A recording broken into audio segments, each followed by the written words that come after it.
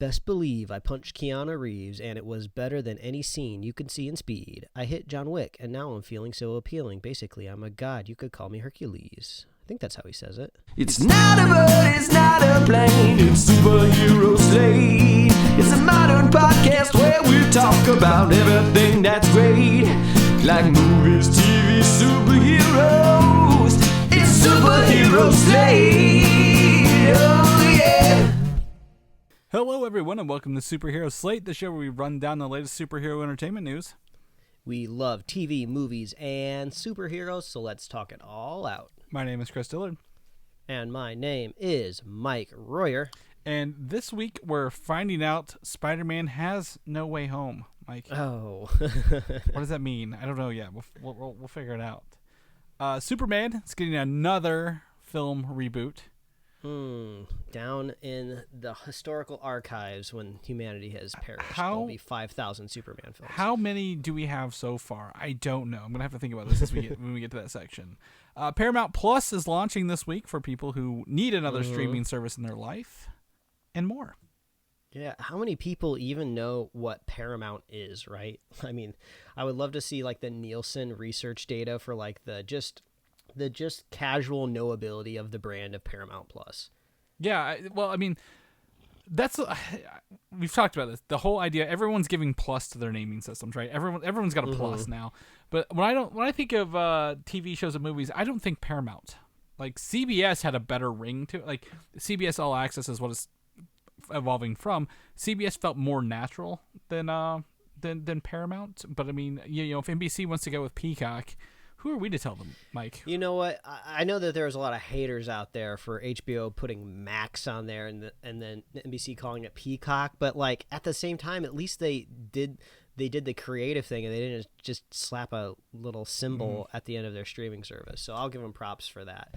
But, you know, I was thinking, like, how should we introduce the show today? And I just wanted to say good morning, everybody, because I feel like, you know, when I used to, you know, actually leave the apartment and I wasn't in a pandemic, you know, I would listen to podcasts when I was in my car on the go, and it was usually on Monday morning, like on my commute. So, you know, good morning, everybody, if you're listening to us in the AM, and I hope you have a great day. And then on the other side, good night if you're listening to us before you go to bed, because you want to hear us in your ears as you go to sleep. And you know, we have fans all across the globe. If we could pat our own back, so you know, who knows what time zone that they're in. So, well, in that case, good night and good luck. I'm just going to go ahead and jump down to the bowl. I'm going to give a shout to one of our newest listeners, a friend of mine, JC Porter, who gave us a nice review on Facebook and recommended people listen to us this week. Actually, I woke up to it this morning. It was a pleasant surprise. He did. I mean, JC, you probably had to do this like 3 a.m, right? I mean, it looked like it said 5 hours posted ago when I woke up at 9. I'm like, that's early in the morning. So it may be nighttime for him. But you know, I mean, JC and I went to high school together, elementary school, and we played a lot of Halo growing up together, which is actually one of our topics this week. Oh my gosh, Chris, I cannot wait literally to talk about the Halo section in the show, because it's been so long, and I love talking about Halo with you because you are so familiar with the lore and the franchise, and I'm just like this casual dude that will just say anything I want about the franchise, and then usually you tell me I'm wrong and you disagree with me, and we have a lot of fun. Yeah, so I'm looking forward to that section. I think that's the dynamic of the whole show, isn't it? Where yes, exactly. Where I come with an informed opinion and you're like, yeah, whatever. And I have feelings and emotions. Yeah. He hasn't even looked at this list most of the time. I mean, we're just winging it as we go here. But yeah, thank you, JC, for the shout out and the review. And I hope you stick around and listen to more, because, you know, we've been doing this over 6 years now. And that's just mind blowing to me that it's been that long. So. And on to the last shout out of the show. Yeah. Happy birthday to friend of the show, Quinnton Parker. He was here from the beginning, early on. He was one of our first guests of the show. He was a very nerdy influence in my life. And so we are giving him the birthday present of plugging his Twitch channel, BougieQ, over on Twitch. and we got that link in the show notes if you can find him there. And I have to admit, he streams, I believe it's pretty much 100% Apex Legends over there, and I know nothing about Apex Legends, so when I catch his stream and I'm watching it, I have no idea what I'm watching, and I'll have to be honest, I have no idea if he's any good, because I honestly don't know what's happening on the screen. But I was playing Warzone this weekend with a longtime friend, and he was telling me, he was just like, oh yeah, I watch Quinnton stream sometime. He's really, really good. And I was like, oh, is he? He was just like, yeah. He's like, whenever I try to play Apex and if I join their party, I feel sorry for them that they have to play with me because they're so much better than me. So shout out to Quinnton Parker, BougieQ over on Twitch. Apparently he's very good at Apex Legends. So if you want to go watch some high level play, go check him out at BougieQ. Happy birthday! Yeah, happy birthday to him. And we also play some Call of Duty occasionally. He'll come down to our level and play Call of Duty. I think we've had a couple Twitch streams go where we've been on there with him. So. Oh yeah, and I have to say, if you're clamoring for, oh Mike, what's your Twitch handle? Where do you play games? Where are you streaming your stuff? And I have to say, I don't have one, and you do not want to watch me play video games. I am no good at it, and I'm overly analytical and cautious. It's just not fun. I'll just like hide out in a shack on the map until the gas comes up to my back, and then I'll run up to the next shack, and I usually get shot because I'm out in the open. Oh yeah. So there's no entertainment value there. So don't worry about tracking my video games down on the internet. Yeah, I agree. I agree. I play a lot, but I'm more losses than wins, if you will, at the end of the day. So that's cool. Let's dive into what we've been watching this week, Mike. This top one's going to come as a surprise to nobody, but you finally took the suggestion at the end of WandaVision. Didn't you? I didn't. It got to my wife. She had a choice to put on a movie. I think I was working on something on my computer in bed, and she was like, I'm going to put on a movie, and she went straight to Age of Ultron without me even knowing, and I was like, there it is. So at the end of every episode of WandaVision, it tells you watch Age of Ultron, and so we dove back into it. And honestly, there's I'm not gonna say I learned anything new here from this, but I think it was a nice refresher, and I think this movie is going to find a little bit more life in the upcoming weeks, if you will, and we can see why, because again we've talked about the introduction of Wanda and Vision was actually in this movie, right? And the show WandaVision's going on right now, so it was fun to do that and kind of revisit the original Pietro versus our faux Pietro going on in WandaVision there. So it was a fun little visit. I do enjoy always Andy Serkis's Claw. Like I said when I talked about Black Panther the week before, he's always entertaining in that movie. What little bit he is in there. Age of Ultron is so funny in hindsight now, right? Because they introduced all these different themes, right? Tony Stark grappling with the idea of trying to protect the world, the invention of Vision, and all of these other aspects of the film. And really what it seems like the single most important thing from Age of Ultron was Wanda. We'll talk about WandaVision at the end of the episode, but it seems like she is going to be the biggest kind of outbreak narrative from Age of Ultron, and I would say she wasn't really one of the main storylines in that movie. So I do kind of find that interesting. Yeah, I think the other only thing I forgot about is that's literally the movie where the Hulk ends up flying through a wormhole in space and ending up in Ragnarok, which I was like, is this really the last point we saw the Hulk before Ragnarok? And it was. I was like, oh yeah, that's it's just a little bitty thing at the end of the movie, right, that you didn't think about very often. And then the tease there at the end where they're like, okay, these are our new Avengers. We're going to, say Avengers assembled, and he doesn't. The only thing I think I wanted more between this movie and Civil War is more of these teams acting as the Avengers, like in small missions, right? Because we don't get we see them in Lagos, and how well did that go? Not very good. Yeah, I love my favorite part of Age of Ultron is the opening for sure, when they're invading that castle, compound, what do you want to call it? That's just a great moment. And then I feel like every other year I watch Age of Ultron and I come on the show and then complain about it. But yeah, that opening is always so solid. I love that opening. Yeah, exactly. And again, I think the other scene where they do everyone in the same shot once around the the reactor core thing, Spire, whatever it was, it's pretty good. And then they kind of sideline Iron Man for the rest of the movie. I'm like, because he's down at the bottom of the floating island. But yeah, I think there's some good points in there that stand out, and just getting there was half the fun, because that was the first movie we did for this show in our reviews, I believe, talking about it, because we'd been so hyped waiting for Hulkbuster to show up for the very first time and the Hulk fight. So very, very interesting. I'd love to I want more behind the scenes of that movie, because I feel it's a whole different. There's more to this than we know, but at the same time, I mean, I don't think the public is clamoring for more Joss Whedon. Exactly. That's why I'm like that's the reason I'm like, maybe not, maybe I'm wrong. So we'll see.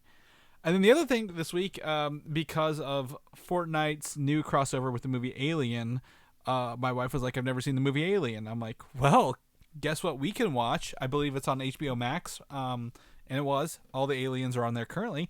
So we watched the very first Alien movie with Sigourney Weaver. And she summed it up. She looked up a little bit beforehand. I mean, she's not a stranger to Alien. She's like, everybody dies on the spaceship because they don't listen to the woman. And I'm like, that's about right with that. And I forgot how the hands in that movie look on the aliens. They look like like someone's gloves and like webbed hands from like the what's it, Creature from the Black Lagoon hands kind of thing on the aliens. Everything else about them is creepy as hell. H.R. Geiger is just a master of weird design, but like the hands took me out of the moment a couple times with that. So I don't know if you're a fan of the Alien franchise or not, Mike. Yeah, I love it.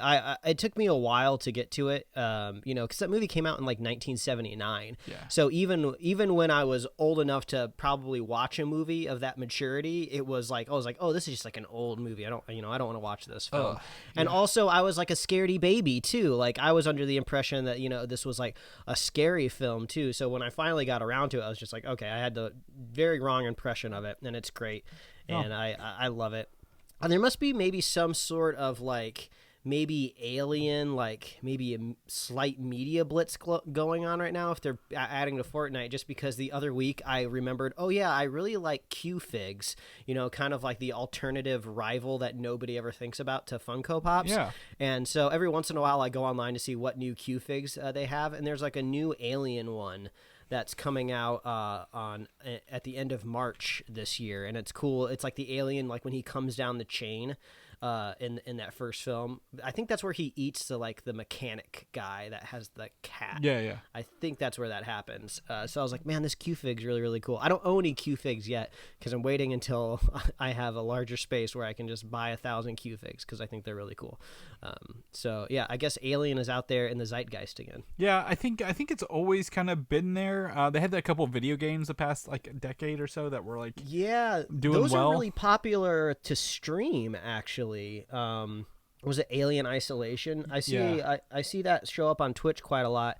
And then I know we don't talk about video games too often on this show, but one thing that was at the State of Play PlayStation showcase this week was the new Five Nights at Freddy's game, which I'm not super familiar with the whole chronology or timeline of the games, but I think they're breaking format with this one, and they seem to be making kind of like an Alien Isolation-esque game where it looks like you're free roaming, but you're trying to hide from things trying to get you. So, popular game. Yeah, and well, I mean, after the popularity of Willy's Wonderland that we talked about, was it last week or 2 weeks ago? Obviously, they gotta bring it back. But yeah, anyway, so we watched Alien, and that movie's so slow. She's like, I have to pay attention. I'm like, you probably don't have to pay attention until probably the second half of this movie, because most of it's just like people on a mining ship waking up, and then again, the big reveal isn't actually the alien, right? The big reveal is one of their crew members is an android, a synthetic, and she's like, I saw him drinking milk. Why is milk coming out of his? Oh, he's a robot kind of thing. Yeah. And that is a cool moment because since it's the first introduction to what would end up being a huge franchise, is people just watching that movie for the first time, they're like, oh, we know that we're in the future because we see a space mining ship and there's technology we're not familiar with, but like we don't really know if this universe is inhabited with robots that look exactly like people and think like people. So that is a fun reveal. And H.R. Geiger, is usually credited, for making the crazy, very just iconic design of the alien. But I also really like his kind of take on like the spaceship, and like just what the future looks like in space, of just like what humans like the pedestrian sense of like what does this hallway look like, which I feel like has been very influential as well. Yeah, exactly. I mean, it's one of those things where there's a lot to this movie, but when you watch it, you don't feel like it feels old, right? It feels of the late 70s, Star Wars era. But like at the same time, when you watch it, like this set a lot of precedent for reveals and how alien space horror presents itself, and then also again androids. There was the what was it? The two prequels. We've talked about the prequels before. Alien Prometheus and Alien Covenant that Ridley Scott came back to. So I mean, I don't know if this movie is hampered or helped by those, but the Alien franchise, I expect one more movie before they probably reboot it at some point in time. But anyway, that's what I got. What do you got? It looks like A's are on the list this week. Everything we have starts with A's on this list. Yeah. Oh, I didn't realize that. But also films from the 70s. I shifted my corn stream order here because Alien, film from the end of the 70s, 79. My wife and I watched a film that I had seen before, but I wanted to rewatch because I noticed it was on HBO Max, is American Graffiti, that came out in 1973. I believe it's George Lucas's directorial debut, right? What about THX 1138? Yeah, I'm not 100% sure. It's definitely one of his early films. But anyway, the 71. biggest takeaway... Okay. It's the second one. The biggest takeaway from this film I have is that it makes me feel so old, and it just warps all of time to me.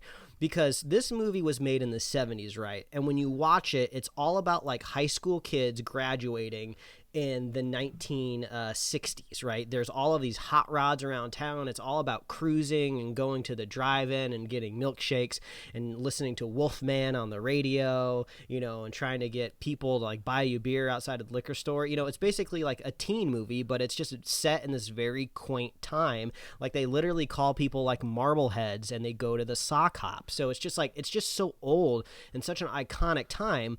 But then when you look up when the film was made and everything, it's like this movie was filmed in the 70s and it's only dated by 10 years. Like this is basically George Lucas making a movie about when he was a teenager in high school. Because if you do the math, I looked up his age and everything. Yeah, this is basically autobiographical to him. So it's just so bizarre because it's like if we made a movie right now about the nostalgia of 2010. So it's just weird, and it made me think of when I talked about The Sound of Music a couple episodes ago, where the Sound of Music is a movie from the 60s making a movie about the 1930s. So that would be like us making a nostalgia movie about like the 1990s. I don't know. I feel like I'm in my 30s now, so now time is all about perspective, and I'm feeling very elderly, and I'm understanding less and less lingo on the internet, Chris. I'm crumbling in front of you. I'm turning to ash. If they made this movie this year, which they would have done with this one, it would be about it'd be set in 2012. Yeah, it's just so funny because, like, if we were making a movie about 10 years in the past, there's not a whole lot you actually have to do to your production, right? Like, nowadays, you would just be like, oh, make sure they're holding the right smartphone, because they're still definitely going to have smartphones, but you got to be like, oh, but they're going to have, like, the older version of the iPhone, right? If you show them on social media, don't show them on, like, TikTok. TikTok's not here yet. They're probably on, like, Facebook, just starting to, like, dabble, with some of the other things. They might still be using Tumblr, you know? Well, exactly. Like clothes and cars and houses and the way we live has not really changed that much in 10 years. Like when you go back to look at the 60s versus the 70s versus the 80s, there's a very distinct style.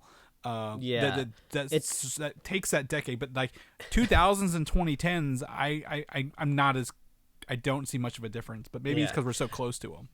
Yeah, and also this is a great segue into I'm just changing the order of everything. I just finished watching The Americans, which is the FX series about the Russian spies in America in the 1980s. And they did a pretty good job dating that as well, because really the number one thing that you have to do here, at least in the United States, I don't know if the problem's easier or harder if you're in other parts of the world, but it's all about clothes and cars. Like that's it. Make sure the wardrobe fits the characters and make sure all of the cars in the background are accurate to the time period. So since The Americans is a present show, or at least filmed in the present, you have to go out and you have to find all of these old cars from like the 80s, right? And on top of that, not just old 80s cars, but you got to find nice looking 80s cars. And it would be even harder, if you're going to go back and make a movie about the 1960s. Like if you wanted to remake American Graffiti, you got to find all of these old classic vintage cars. And the structures usually don't change too much, right? If you want to find like an old diner, that's really not too hard to find out here on the West Coast. And, diners have a very iconic look. So it's usually not too hard to track down a diner no matter what state that you're living in. Right. So it's just like you got to nail the clothes in the car. But yeah, back then when George Lucas was making American Graffiti, I just realized like, oh yeah, it's not going to be that hard for him to find like a hot rod or these old cars because they're only like 10 years old. I mean, like I can look outside on my street right now and I can like probably point out like 5 cars that are 10 years old, like in a couple of seconds. So I don't know, my whole landscape of time is all over the place, but that's my very fluid segue into we finished The Americans, great 6 seasons of television that kind of all lead up to like, in Breaking Bad, I won't spoil Breaking Bad, I know it's been out for a while, but that kind of all leads up to this very action-packed, very tense moment at the end where there's all this gunfire and everything. People are on the ground, people are getting shot, it gets really, really crazy, and then like cops show up and everything. It's like very intense, right? And the most intense scene in the last episode of The Americans, no spoilers, it's just a conversation, right? It's a conversation you've been waiting to happen for 6 whole seasons, and like that one moment was like very, very satisfying to watch. So shout out to The Americans. It's on Amazon Prime right now, but it's an FX show. So I would imagine whenever the Prime contract ends, it will move over to Hulu. Hulu. Yeah. So the Kerry Russell and I can't remember the other guy's name who plays her husband in the show. Both amazing actors, and luckily they were nominated for Emmys in their last season.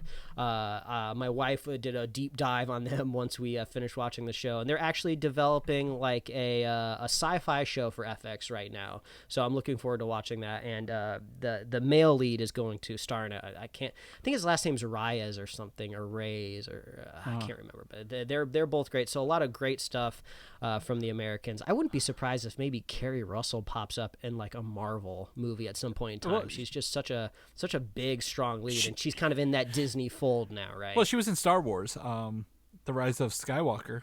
She was Zuri Bliss. Was she under the helmet? She was under the helmet the whole goddamn time, yeah. Oh yeah, that doesn't count. Well, I know, but like they hyped her up, like we got Kerry Russell as this role. She's gonna be in Star Wars, and like you thought she'd take it off, like really, like at the end. But they didn't. But I'm like, then why? Like you could have just had a voice actor do it. Like really, that's true. You could have got a much bigger name. Well, maybe that's why she took the role. Like maybe she was just a voice actor. Maybe there was just a stunt person under there. Well, anyway, so those are 2 quote unquote period pieces that we watched, and I'll cap it off here with a romantic comedy, relatively new, from Ali Wong on Netflix called Always Be My Maybe. My wife watched this much earlier than I did, but I wanted to watch it because there's apparently a really big standout cameo from Keanu Reeves in the middle of the movie. And even if you're not a fan of rom-coms, which I think you should shed that weird disposition that you have towards rom-coms, because there's a lot of really great ones out there. But even if you don't like them, the Keanu Reeves bit in this movie where he plays himself is so great. It's like so fun. He really kind of takes the piss out of himself, if you will. And also, if you're a fan of Superhero Slate, Randall Park is in this movie. He's the co-star, co-lead, I would say, in this film, the romantic interest of Ali Wong. And, we have seen him most recently as of last Friday. Well, I don't think he was in last Friday's episode of WandaVision, but he is very much in WandaVision and Ant-Man 2. Was he in the first Ant-Man? No. I think Ant-Man 2 was his first appearance in the MCU, right? Yeah, as far as I can tell, because he was the one watching Scott on house arrest. Yeah, that's right. And he also, if it's been a while since you've seen Jason Momoa's Aquaman, he also appears in that. He's the post-credit scene, and he's also like a person on a news TV broadcast kind of in the background.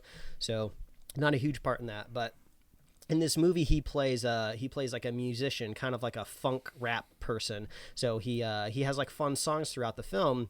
And then at the end of the movie, he writes a song about punching Keanu Reeves. And it's a really addicting song. It kind of went viral when the movie came out, but I hadn't seen the movie, so I never listened to the song. So I listened to it for the first time. But not only is it a banger, I love the song. Just search I Punched Keanu Reeves and you'll find the song. But there's actually a lyric in it where he's talking about himself being like so badass that he should be in the Avengers and the Justice League, which I found very poignant and very funny because he's literally in both of those franchises right now. So shout out to Randall Park. He's on. I mean, he was already on the up and up. I mean, before I watched this movie. It's not like I'm the tastemaker here, but I just want to say like Randall Park. He's a gem, and you should go watch Always Be My Maybe on Netflix. I believe that came out the same summer he was in Ant-Man and the Wasp, so it was probably maybe something meta he was trying to reference there. Yeah, maybe. I don't know, but yeah, you gotta go check it out. It's very, very fun. And it'd be a great film if you got a significant other that's always trying to get you to like watch romantic stuff. Like, oh, this is like an easy win for both of you. Mm-hmm. Mike's trying to get me to watch it. I'm not sold. Yeah, you got it. It's good. It's fun. You'll like it. Yeah. But that's the Corn stream this week, Chris. Yeah. All right. Well, let's jump into some of this news. Then I got nothing else to go in here. I think the biggest news this week was earlier in this week, you and I had talked amongst ourselves. The Spider-Man lead actors were tweeting out or Instagramming out some fake Spider-Man 3 titles. I didn't fall for it even once. Yeah, no, it was they did it all at the same time, and you're like, you son of a bitches, quit messing with us, right? And it happened to coincide on the same day Tom Holland was going to the Late Show, right? Mm-hmm. For actually separate reasons, come to find out later, Sony just decided to do their marketing the same time he was going to the Tonight Show, which is a horrible thing because then you're like, oh my god, they're going to show Spider-Man on the Tonight Show or Late Show, whatever it was. They did not. But they were kind enough the next day to actually reveal what the third MCU Spider-Man movie will be called, and it is in fact Spider-Man No Way Home, which can go a dozen different ways. Yeah, I mean, it makes a lot of sense from where we last left off the character. He was, outed by Mysterio to the world. This could be very metaphorical or very literal. Like he can't go home. Like there's going to be people like mobbing his place. I mean, it's the internet age. Like it's not going to be hard for somebody to just Google Peter Parker and just be like, oh, I know where he lives. This is where he last geotagged a post. Yeah. So that's very much probably the likely story. The other one is if this is in fact a multiverse movie. What if he goes into another universe or the other ones come to ours and those Spider-Men don't know how to get back home, if you will, to their home universe? Yeah, maybe. I'm starting to see some kind of more pessimistic guesses that maybe Tom Holland might be stranded outside of the MCU maybe permanently. This might be a way for, Sony to continue this like Spider-Man universe without worrying how to cross over to the MCU and like this broader world. And I don't think that's going to happen. Yeah. Mainly just because I feel like Tom Holland wants to keep playing with his friends, right?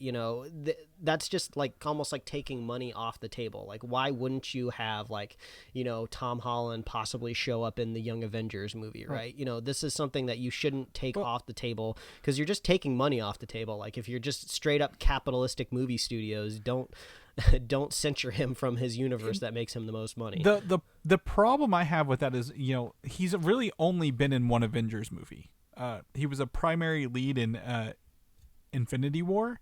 He was secondary in Endgame. Like he showed up at the end battle, right? Yeah, and he, technically Civil War isn't an Avengers movie, but it kind of is. Well, I'm just gonna go with the Avengers title. Like I want to say Avengers title. Like he needs to be an Avengers movie proper, where they can utilize him and he's not just a sidekick latched on to a spaceship kind of thing. Yeah, he needs to like be there at the briefing table where he gets the folder of what the mission is, and he needs to start and begin the mission kind of with everybody else. And scenes where he can do stuff on his own. I don't know if he got a scene where he was by himself in Infinity War, really. Or in Endgame. Hell, he had the gauntlet for the one scene, but he was with everybody. Can we see Spider-Man fight an Avengers level villain on his own or something of that nature? That's what I want to see, right? Like it's fine to see him do this other stuff, but I want to see him actually have a chance to stand out as Tom Holland. But again, with this No Way Home, we don't know what it means, but there is 3 photos they released. Each lead put out a photo. Ned leads, Tom Holland, and Zendaya. And what's interesting is that the very first one, Mike, in the floor behind them, it appears, if you look closely, is the same pattern as Doctor Strange's Sanctum Sanctorum. However, this looks very not kept up, does it, for a wizard's place? Yeah, there's a chance that, I mean, this is New York. You know, it would make sense for them to go to the closest sanctum. But I suppose that there's a chance it could be another sanctum. I think I clicked on these out of order, so I'm not 100% sure which one you're talking The one about. where they're looking upwards, and the lights are on their eyes, if you will. Oh, okay. That one is actually one I was going to talk about. It looks like, is there snow in the background? Well, that's the thing that I noticed the most. Like, obviously it's all dilapidated, but it looks like there's like snow-covered beams on the floor. I think it's dust. I think it's actually like a very much like an unkempt sanctum. Is this another universe's sanctorum that he's happened to walk into? Or not, because if you look under Tom Holland's hands, there's that white flooring with the white stuff over it, and the shadows. That is what I saw online, people matching that exactly with the one in the lobby of the New York Sanctum. Gotcha. So I know Doctor Strange was gone for 5 years, but I'm pretty sure they didn't just let this go to hell within 5 years, right? Like he's been back for several months, if not a year by this point, to clean it up. I mean, these kids, it looks like they're up to no good, you know, possibly in a good way. I mean, if you were able to go into a sanctum, I mean, who knows what door you could open that would transport you someplace else. So who knows? They could be like sanctum hopping. Yeah. They could be going all over the world. I don't really know. We don't really know who the big baddie is supposed to be on this. And then usually that kind of helps you drive the narrative a little bit. So there's still so much we don't know. Yeah. And the other one I have is one where they're walking into a basement, it looks like. And honestly, to me, it looks like Tom Holland is hiding out here, possibly. Maybe this is his, like... Oh. Like, he can't go home. This is his, like, home base, if you will. So. He got, like, an encrypted message to his friends. And he is on... If I remember right, he should be on good terms with Doctor Strange. The last time that we really kind of saw them interact was Infinity War when they were on Titan. Yeah. So they should be bros. Yeah. And I mean, Peter saved his life really with his alien hijink. Yeah. You know, keying that into the top of the show. So where is it? What's going on? We don't know. There's a lot of questions. This comes out. They said in Christmas in theaters, which, you know, I think we have like the 18th or 19th written down in our notes. I'm pretty sure. So that's like Christmas season. So, but they're really pushing only in theaters on that note. So, yeah, I mean, as far as we can tell with a lot of the information that have come out from the disease experts, I gotta believe that we're back in theaters by Christmas. Yeah. I mean, I think you can't be entirely sure about the fall, you know, August, you know, October still, but I feel like by December, you know, I feel like the vaccine distribution has got to be strong there. Yeah, that's what we're hoping for. So it sounds like they're staking a claim for Christmas, and they're giving us a title. So I expect maybe more stuff to kind of leak out, or not leak out, but like drizzle out throughout the year for us here. So knock on wood. On the flip side of that, Disney came out of nowhere, I think the same day, and they're like, hey, here's some release dates for some of our stuff. Get ready for these. Loki, sadly, pushed back, confirmed to be a June 11th release on Disney Plus rather than the May release we were kind of hoping for.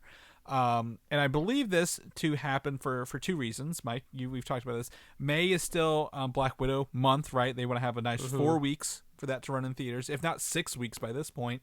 But also, that goes to our next topic. Star Wars The Bad Batch is dropping on Disney Plus on May 4th, Star Wars Day. So do you think they're like, they view these like audiences being the same audience? They don't want to have crossover in their releases. So Falcon and Winter Soldier leads into The Bad Batch, leads into Loki on Disney Plus kind of thing. Yeah, it could be possible. I mean, this is a great opportunity to plug our upcoming releases calendar on our website. I mean, this is basically a tool Chris and I made for ourselves, but we're giving people the ability to look at it just as we would. And Chris, you do a really good job. I commend you for keeping this updated because these updates come in very randomly. You never really know when they're going to happen. So it's just, we have a simple text-based list of all of these release dates. So it's great because I can just look at this at a glance and I can see, you know, when these things are going to drop. You highlighted the most recent changes in red, so I can see The Bad Batch and Loki very, very well. So these release calendars are more important than they've ever been with streaming releasing all these big stuff.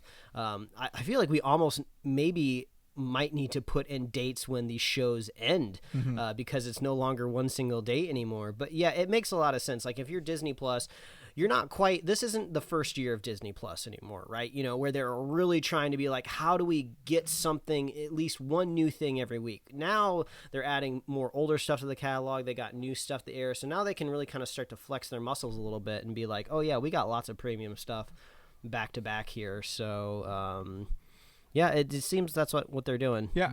Giving us a nice little buffer of things to watch before the next Marvel thing comes out. And I am still very adamant that the Bad Batch will tie into Mandalorian. I believe, and this is my theory, that they're going to be smuggling little baby Grogu out of the Jedi Temple during the Jedi Purge and getting him to wherever we found him, wherever however he gets into the Empire's hands later, or I guess into that little pod later. I think they are very much a team that plays in that. Because did you end up watching those episodes of the last season, Mike? No, I just watched the Ahsoka stuff. Okay, so go back, watch the first 4, I believe it is, the Bad Batch. It'll pick you right up. You don't have to learn a whole lot about it. It's really, really good stuff. They are very like, this would be a great video game squad, like, because each clone has a unique purpose, right? One's the muscles, one's the explosion, one's the sniper, one's the leader, kind of thing. So very, very cool. And this is also 1 year after the last Clone Wars season came out. So they're really, Disney Plus has a great thing here. May the 4th be with you, right? So they're gonna nail that down every year, I feel. So I would expect maybe one of the other live action shows, maybe Ahsoka, maybe Rangers of the New Republic, to drop on May 4th next year as well. So oh man, yeah, that's a good point. So there we go. And lastly, this is a personal note for me, Mike, because I'm such a fan of Monsters Inc. from Pixar and Disney, and finally we get word that the Monsters Inc. show will be dropping on Disney Plus July 2nd this summer with John Goodman and Billy Crystal reprising their voices for Sully and Mike, respectively. Yeah, this makes me. I need to go back and rewatch Monsters University because I've only seen it once, and I wasn't a big fan of it. You know, I was a huge fan of Monsters Inc. That first film. I really, really loved it. Monster University didn't quite live up to what I liked about the first film, so I don't know. Maybe I need to give it another chance. But Monsters at Work sounds like, if I am that type of person, we're gonna go back to the glory days of the first film. Well, so I'm down. This is set immediately after the first film. This is the Laugh Factory show. So. Which I think was way cooler anyway, because again, Monsters University doesn't deal with doors and children and like the whole like aspect of how does the monsters world work, right? It was the Scare Factory. University's fine. I agree with you. It's not my favorite. I don't like it as much. The characters are there. I think that's what I really like about it. But like, it doesn't. It's just another neighbors or sorority movie kind of thing, and you're like, it's a prequel that was unnecessary along the way. But I'm excited for this to see kind of how they do the laugh stuff, because I don't know if you know this, or they had this in California, but at the Disney in Florida, they actually have the Laugh Factory where you go sit in, and they have like it's actually a screen with the CGIs, and when people are in the back, there's actually actors. When they talk, the mouths move on the screen, so they can actually make up jokes about people in the audience on the fly. It's all. Oh, that's kind of cool. It's all a live show. It's kind of like again, what is it? The Laugh Factory kind of stand-up stuff. Yeah, it's like literally. It sounds like it's like a stand-up comedy club that they put down in the park. Yes, and it's literally just a screen of the monsters characters, and it's really fun. So I think it's great. On the other side of that, Pixar's next movie, Luca, got a trailer. Because Raya's not. Luca's the next one, and this trailer. I did not know what Luca was about. I just know it's got a very unique art style. Pixar tends to nail their aesthetics and sounds and stuff like that. It's set in like Italy, I believe. Did not know it was about the actual main character being a sea monster. Blew my mind. Blew me out of the water, literally and figuratively, Mike, if you will. I think this looks fun. Yeah, it's funny because I hadn't watched this trailer, so I just kind of have it on mute in the background now. I'm just kind of watching the events unfold in real time right now as we record. And when you said jump out of the water, like I literally saw the mermaids or sea monsters or whatever you want to call them jump out of the water. But one thing I do appreciate about this is like the art style seems to be evolving a little bit there over at Pixar. It still has kind of like a bit of a Pixar flavor, but the character design seems to be a little bit different, which is good. Because I think this was one thing maybe Pixar got a little nailed on when the big triumphant Spider-Verse movie came out, right? They were just like, oh yeah, we don't have to have everything look like Pixar to be amazing and look beautiful. And then I think the animators over at Pixar, thought the same thing. Like, oh, Sony animation is making really cool stuff like this. Like, yeah, we should kind of like change it up a little bit. So I do appreciate that. I noticed a little bit of difference. Like, if I was to watch this trailer without the Pixar logo, like before and after it, and it's literally on the Pixar YouTube page, I might not know right away that this is Pixar. So I'm glad that this kind of trend is now happening. I think Pixar's newest thing with was it Pete Docter standing down, or not standing down? He's not doing movies. I think Soul was his last movie. Is that they're going to allow other artists to bring their visual style to the table, right? Because I think Soul, Inside Out, they all look the same to me in my mind. Yeah, their character designs kind of ape that similar look, and it's not a bad look. But when you've been seeing it for like a decade or two, it's like, what else you got? Well, and I saw this one, and I'm like, oh wait, this reminds me of that Pixar short La Luna from 2011, 2012, where they go up to the moon, like and like they're sweeping the light things across the moon, right? You remember that one? That's the guy who did that is directing this one. So that's his art style, yet again, carrying over from a Pixar short to a Pixar actual film. And I love it. I love it feels like stop motion, but it's not, right? Like it's like almost there in the depth of it.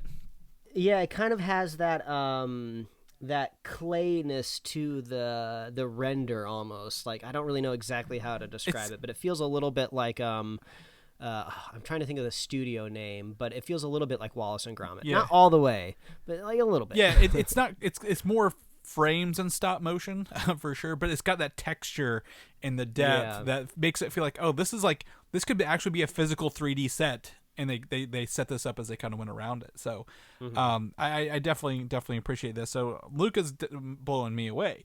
But while on the other side, since we're talking about stop motion animation, Hulu dropped on us out of nowhere the MODOK trailer, full trailer, and the release date of May 21st, 2021. So all 10 episodes at once as well, Mike. We don't have to do weekly stuff like we're doing with Disney Plus. Not that there's anything wrong with the weekly schedule, but MODOK 10 half-hour comedies episodes. I'm looking forward to this. It looks fun. It looks great. There's a lot of funny jokes in here. I'm digging it. We love Patton Oswalt at the show, in our house, you and me both. So anytime we get more Patton, it's not a bad thing. And this is like, again, a side of Marvel that they're not going to give us in the MCU, right? Like, this is zany, off the wall. It reminds me very much of like a Robot Chicken sketch gone for a whole season. Also, this is like what? This is Jeff Loeb's last project, right? Isn't there? There's one more. Is Hit Monkey?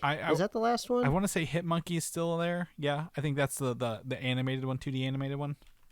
But I don't know if he's even on this one anymore. That's the other thing. I gotta look it up. I don't even see Jeff Loeb on the he's on the very bottom of the executive list. But I think the only thing he didn't give us is to look into his like home life, right? Like, he's married, he has kids, one that's looks like a human boy. We got a little bit of that with some of the early photos, and also the kind of the teaser trailer they gave us a little bit back. But everything about this looks really fun. Yeah, very much a lot of humor, and also they're not afraid to dismember an AIM person because he's drinking coffee. Yeah. Along the way. So check out that trailer in the show notes as well. Dropping that on us. More news. This is a weird week of news, right? We didn't have a lot of heads up on this, but Paramount Plus is launching, I believe, this week, right? March 4th. And they dropped on a big, must have been like a 1 hour, 2 hour Paramount Plus kind of presentation over there. And in case you didn't know, because I didn't know this, it will be home to CBS, MTV, BET, Comedy Central, Nickelodeon, and Paramount Network shows, plus movies from Paramount Pictures Studios. Now, as Mike has discovered as well, this does not mean all Paramount movies will go here, because Paramount makes shows and movies for other companies, right? Like, they're like a production company. Yeah, they're kind of sticking to a little bit of the traditional model of what studios do out here in Hollywood, which is they make movies and shows for anybody that wants them, right? Because not everybody has the expertise and the knowledge and the know-how to make a TV show or a movie. So for the longest time, if you're a streamer like Netflix and we're like, oh, we want to add original content, we pay Paramount to make it and then they give it to us. So it seems like they're going to stick with that model, but also make their own streaming service as well. So yeah, this sounds like it's going to be all good and well for their wallet, but at the same time, it's just like, but how exclusive, does that make your streaming service? Like one thing that you mentioned, I know that this isn't a literal example, but it's kind of what it looks like. Of the Chappelle Show is on HBO Max and it's going to be on Paramount Plus. So it's just like, well, I already have HBO Max, so why, if I really like the Chappelle Show, I don't need Paramount Plus. So who knows how that long-term contract will, go in the future. But, there you go. There's an example. Right. And who knows what their contracts are with, like, I think it's a lot of the Comedy Central stuff is like split with HBO right now. Who's going to fight for ownership? When does their contract expire? Will it be on both? Will it be on neither? Because I believe, correct me if I'm wrong, wasn't Chappelle Show on Netflix for a while too? I believe before that. They're all passed around. But they took it down from Netflix because Chappelle complained that he didn't get any money from it. But who knows what that contract negotiation for streaming revenue was? Who even knows? But Netflix took it down. So I don't really know exactly what's going on with that show. But some upcoming Paramount movies, including the new Mission Impossible 7 and 8, presumably, and A Quiet Place Part 2, which we're excited for, will come to Paramount Plus 45 days after slated theatrical release. So it looks like they're making a deal with theaters. We're going to get it within 45 days. A month and a half is coming to our digital release. I believe, one thing about this pandemic is realize, like, theaters and theatrical releases where all the control was, right? We're seeing this with Marvel. They're not putting Black Widow out on the streaming service. There are contracts in place. They want to make their money from the theaters. Streaming services don't have that residual, I guess, draw that a theater does, right? Like out the gate. So it looks like they're taking this approach of making contracts with some of their own movies to get it to their streaming service very quickly. Yeah, it's interesting, right? Because the life of a movie, before the pandemic was it hit theaters, right? And then after theaters, there was kind of like a brief moment where you couldn't really watch the movie. You could find it maybe in an older theater that had older run stuff, right? Do you remember? Well, I think they went to, like, what was it? DirecTV pay-per-view, I think, is where they kind of lived for like a month. Yeah. So I guess we could say it would stay in theaters, and then it would go like maybe premium cable subscription to watch it, and then you would have the digital release, and then you would have the physical home release, and then eventually you'd be able to digitally rent it for like a couple of bucks, right? You wouldn't have to shell out all of it, and then it would kind of end up hitting a streamer. So you had like this whole lifeline of the movie that I would say took place about over a year, right? I would say a year after the movie came out, you would finally be able to possibly stream it somewhere. Now everything's like condensing to now it's like phase 1 and phase 2. Phase 1, it hits the movie theaters, and then as soon as it's out of the theaters, it seems like you go to your respective mom's house, right? Like Mission Impossible 7 is a Paramount movie, so now it's going to be on Paramount Plus after 45 days. I personally would like this to be the norm everywhere going forward. I don't really want this to be a special thing, right? If I didn't catch it in theaters, I just wait a couple weeks and I can just catch it on a streaming service. I don't have to worry about buying it physically or digitally, but everybody has their own preferences. I saw something just yesterday where people noticed that Kevin Smith's movie Dogma, which isn't this like necessarily, I know it's like an indie movie, but it's not like this niche like movie from 1947. It's like a somewhat well-known film, is technically not available anywhere. Like, it's out of print physically. It's not streaming anywhere. Apparently you can't even rent it. Like, you can't even get access legally to the digital file for money. So that's somewhat of a modern movie that is just out of circulation at the moment. So I guess that leans some credence to owning things physically. But but I guess that's just like the counter argument. But as far as I can tell, I love streaming services. I love how flexible they are. I love how you can just subscribe to them for a couple of months and then delete them, get rid of them. There's no long-term contracts. You can go wherever you want. Like even a big streaming service like Netflix, Chris realizes, oh, I'm not really watching anything on it. I'm gonna dump it and then I'll pick it back up, or I'll like sometimes some of those stuff a la carte hits DVD and you can just buy that stuff there. So Paramount Plus it's kind of like this big deal in a sense of it's might be the last streaming service, right? This is the last studio that is releasing something streaming. I can't think of anything off the top of my head. Legendary is the only one I would think of would make one.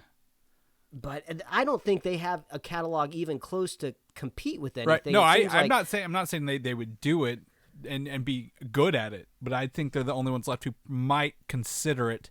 Because they do make they do make some movies, but like they're in tandem with other companies.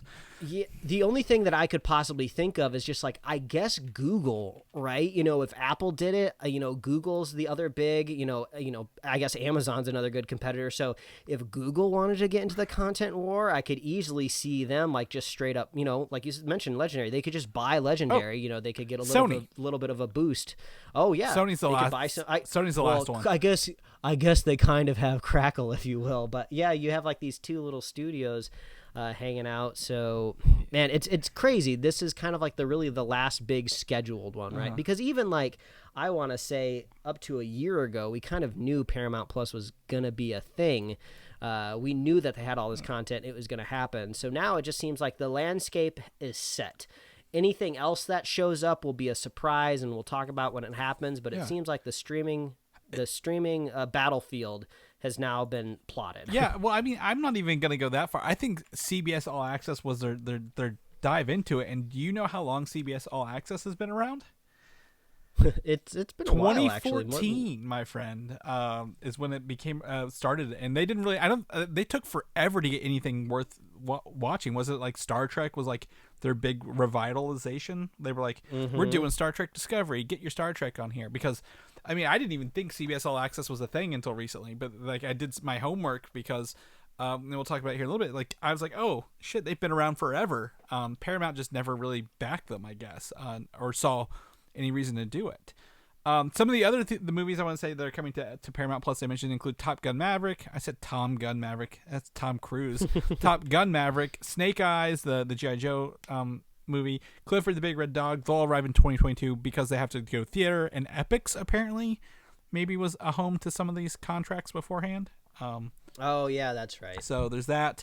They also mentioned again, I know some people are excited, Frasier revival, continuation, and then looks like a new animated Rugrats to hit the nostalgia factor for people. Yeah, did you see that Did you see that teaser footage? That they I didn't put see up the for footage. Rugrats? I just saw the actual image. It looks kind of weird. I mean, this isn't for me. I know I watched the Rugrats growing up when I was a kid, but this isn't necessarily going to drive my subscription. It seems like this is going to be content for younger kids. Yeah. So it's really their opinion, not mine.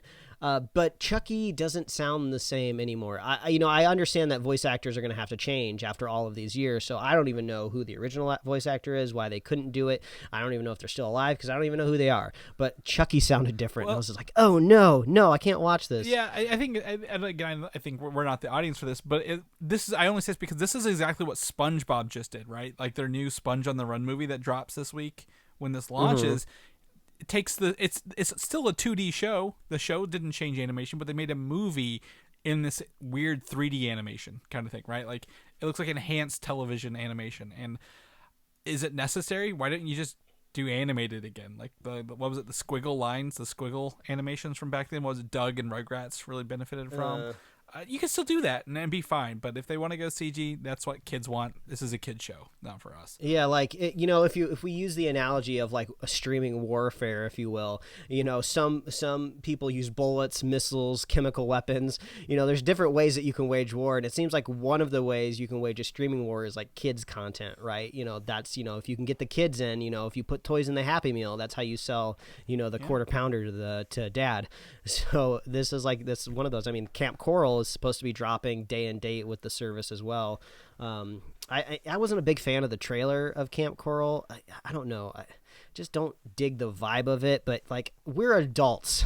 I shouldn't have an opinion that really carries weight when it comes to this stuff, right? Because it's about the kids. So we'll see how it goes. But now let's talk about the adult stuff that's going to be on. I do want to say here right now, if you want to get a year of Paramount Plus at a cheap rate, CBS All Access has a year promo with Paramount Plus if you buy their year. So go dive into that and get that. Well, the thing is about Paramount Plus is going to do is that, we actually are going to get the Halo show, Mike. We talked about this at the top. We're going to talk about Halo. Here it is. It's moving from Showtime to Paramount Plus. Yes, with prompted a Google on my end of like, wait a minute, do they own Showtime? And they do. They own Showtime. Yeah. So that makes a lot of sense. If you have like this big heavy hitter franchise that notoriously has yet to really make its big debut live action. I know they've had like little things here and there that have actually been pretty good. I've watched at least 1 or 2 episodes of some of that live action stuff, but this is the big Spartan Master Chief show. It's like, you don't waste it on Showtime and put it like next to Billions or like Homeland if that's still on. I know you're going to move that to your big streamer. Right, exactly. And this, I would much rather pay for Paramount Plus than Showtime, if I was going to be straight honest with you. So that's cool with me. Really, they apparently showed some footage, but they don't have it publicly, sadly. So we don't get to see anything. However, this is, again, being produced by Steven Spielberg. There's a lot of work going behind it. There's a lot of pressure to get this right because also the game Halo Infinite will be launching this fall as well on the Series X. So or I guess Xbox as a whole, not just Series X. I will be playing on my Series X. So Halo has a lot to look forward to, it sounds like, in the next 12 months, hopefully, which is good stuff. Hopefully it's all great stuff. I want to see more of this stuff kind of happen, but also not take, 5 years to make this one show, it feels like.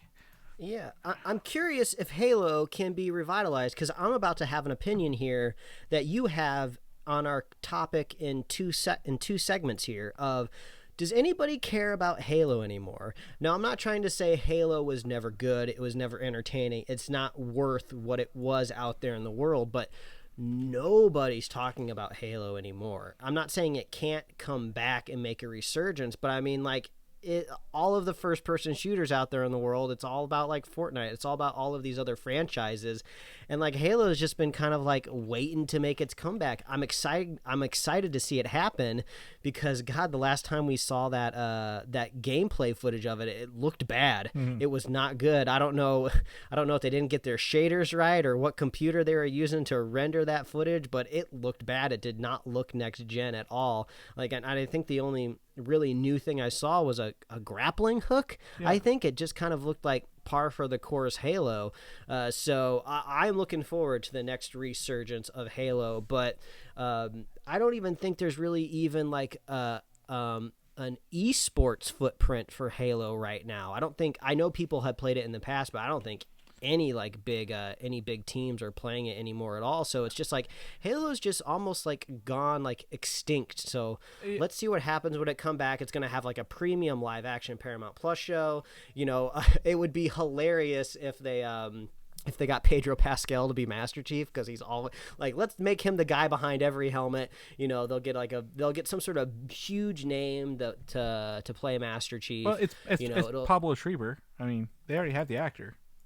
Didn't we? Oh yeah, we did talk about that. He's been, I mean, like I said, they've been in production for a while on this. Like, it's not like it's new. The voice actress for Cortana in the games is actually the voice actress in the show as well, and some other stuff. So they've been working on it. It's good.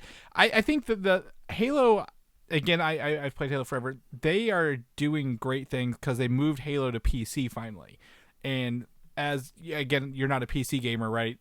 Or a Halo follower. Mm-mm. I think that's where it's gaining a lot of steam, and you're just not going to see that in your circles.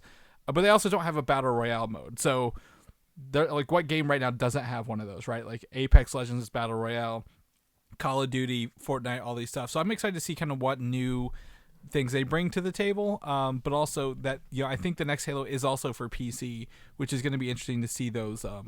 I guess that fan base expand, because it's always been Xbox only.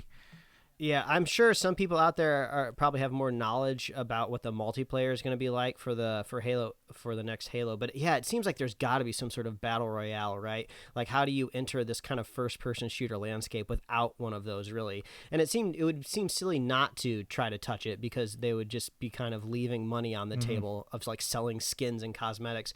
Because that's one thing I do very vividly remember about multiplayer Halo was all of the cosmetics, all of the different armor sets, and all of the different colors and like stickers and emblems that you could put on your character. I mean, you can charge 12-year-olds out the butt to customize their characters like they do on Fortnite. But the beauty of Halo is they never made you pay for anything other than maps, and that's going to change. That will absolutely change.